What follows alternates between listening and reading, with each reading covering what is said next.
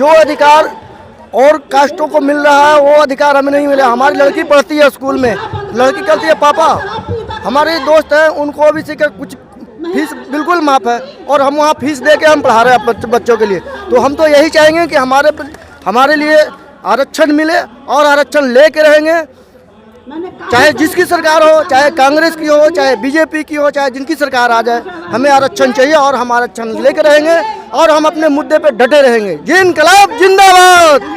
नमस्कार, new Bharat NB में आपका स्वागत है दोस्तों। मैं हूँ अभी दिल्ली के जंतर मंतर पर और यहाँ पर ओबीसी समाज यानी कि जो प्रजापति समाज है वह देश के अलग अलग कोने से यहाँ पर लोग आए हुए हैं। तो इसलिए आए हुए हैं कि आप जानते हैं कि जिस प्रकार से राज्यसभा में और लोकसभा में महिला आरक्षण बिल पास हो गया है, उसमें जो 27% की बात हो रही है, जिसमें ओबीसी के लिए कुछ अभी तक क्लियर नहीं हो पाया है, नहीं बताया जा रहा है। तो ये लोगों की मांग है कि जो प्रजापति समाज है खासकर उन्हें ओबीसी कैटेगरी में आते हैं, उन्हें किसी एमपी में या जो विधायक होते हैं उनमें सीट आरक्षित करने की व्यवस्था किया जाए। आइए इन लोगों से जानते हैं। आप लोग बहुत संख्या में प्रजापति समाज के लोग यहाँ आए हुए हैं, इसका मेन कारण क्या है?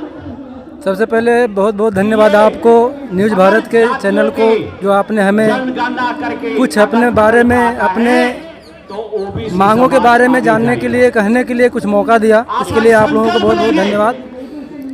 देखिए, हम लोग ओबीसी समाज से आते हैं और ओबीसी समाज कई वर्षों से पिछड़ा हुआ है।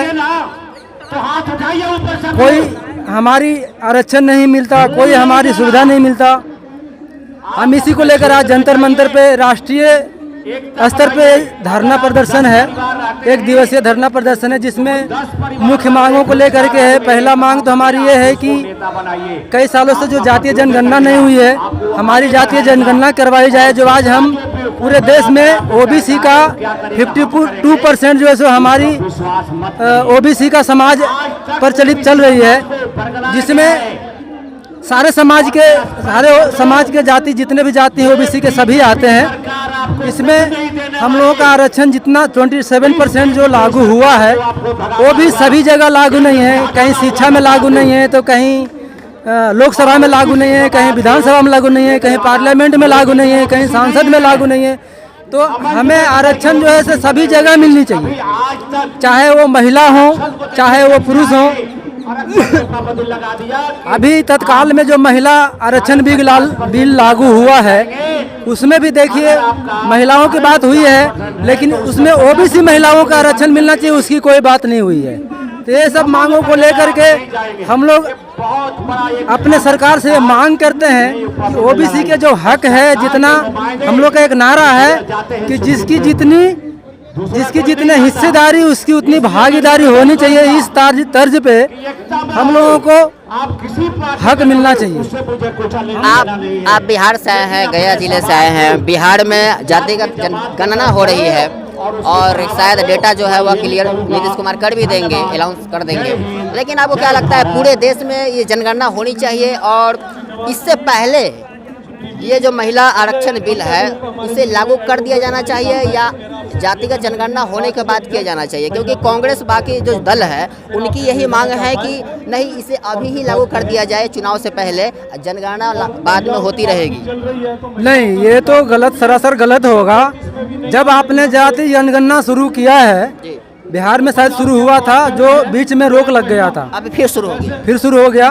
तो मेरा मानना ये है कि सिर्फ बिहार क्यों, ऑल ओवर इंडिया में भी जनगणना किया जाए और सारे जनगणना के बाद जो निष्कर्ष आता है वो सारे समाज या सारे जो ऐसे कि पूरे सांसद में ये चीज़ को लागू होना चाहिए और ये पूरे ऑल ओवर इंडिया के हिसाब से होना चाहिए। हाँ, तो इनका यही कहना है, बिहार से आते हैं। बिहार में जनगणना तो नहीं, राज्य सरकार जनगणना नहीं करा सकती है, गणना कराती है और वो डेटा जो है वह शायद अब क्लियर होने वाला है। लेकिन इन लोगों की मांग यही है, प्रजापति समाज से है और ओबीसी में आते हैं। हालांकि बिहार में ईबीसी में आ जाते हैं, अत्यंत पिछड़ा वर्ग में आते हैं, लेकिन केंद्र सरकार की जब बात होती है तो वो हम लोग ओबीसी में आ जाते हैं।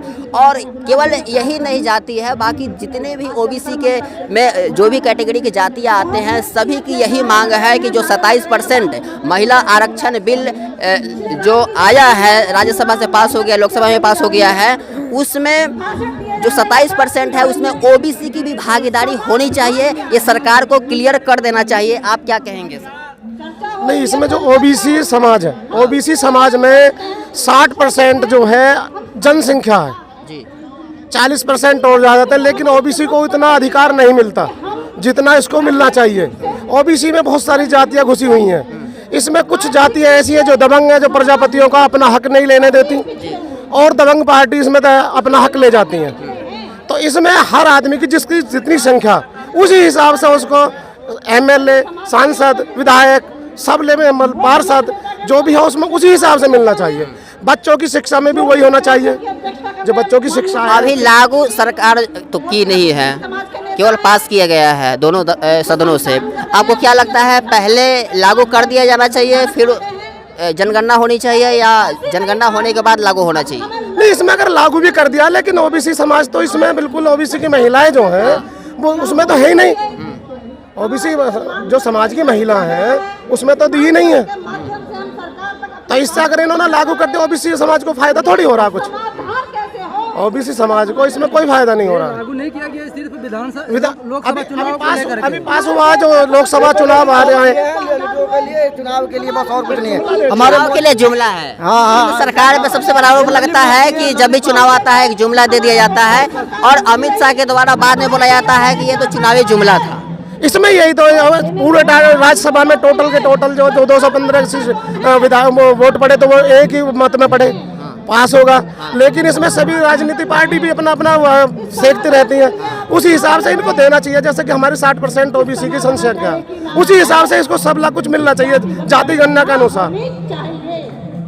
अच्छा, ये सरकार पे सबसे बड़ा यही आरोप लग रहा है कि मुद्दा केवल ये जो है वह राजनीतिक मुद्दा होता है। ओबीसी के लिए जिस तरीके से जनरल कैटेगरी को आर्थिक आधार पर 10% दे दिया गया था आरक्षण, आपको पता होगा, कहीं ना कहीं ये सरकार, ऐसा नहीं लग रहा है कि जनरलों की सरकार है, ये ओबीसी एससी एसटी के लिए कुछ नहीं करने वाली है? नहीं, ओबीसी के लिए कहाँ, ओबीसी तो बिल्कुल सामान्य में सब छोड़ रखे हैं इन्होंने। सामान्य सबसे बढ़िया, एससी एसटी सबसे बढ़िया, ओबीसी तो बिल्कुल बेकार, बीच में वो पीछने के लिए कर दिया है। जो बीच में पिसा ही रहता है, वो ऊपर जाए या नीचे जाए वो वहीं का वहीं पिसका रह जाता है। तो आप लोगों की मांग सबसे पहले यही है कि आप जनगणना होना चाहिए। जनगणना के अनुसार पे ये इसको हर जो जाति है, जाति के अनुसार उसको अपना उसको मिलना चाहिए, सम्मान मिलना, जितना हक है उसको हक के अनुसार मिलना चाहिए। कहाँ से हैं सर?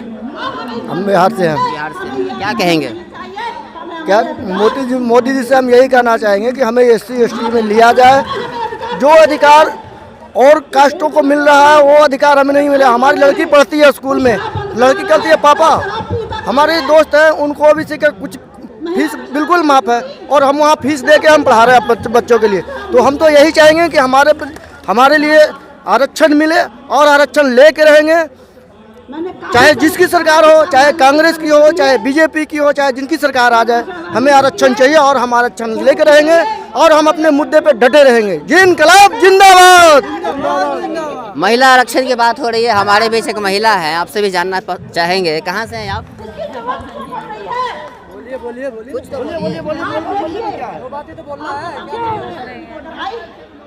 चलिए ठीक है। तो दोस्तों, आपने यही जाना कि ये ओबीसी के लोग यानी कि प्रजापति समाज के लोग हैं, बिहार के अलग अलग कोने से यहाँ लोग आए हुए हैं। जंतर मंतर पर आप देख रहे हैं, यहाँ पर धरना प्रदर्शन हो रहा है। इन लोगों की मांग यही है कि जो आरक्षण बिल महिलाओं के लिए आया है उसमें इनकी भागीदारी सुनिश्चित की जाए, और जो 27% है उसमें जो इनकी हालांकि सबसे पहले जातिगत जनगणना होनी चाहिए। जनगणना होने के बाद ओबीसी के समाज को किस प्रकार से कितनी भागीदारी होना चाहिए, वो कम से कम हिस्सेदारी जो है वह लागू किया जाना चाहिए। इन लोगों की यही मांग है। बाकी जंतर मंतर पर मैं नवीन कुमार, न्यू भारत, जय हिंद।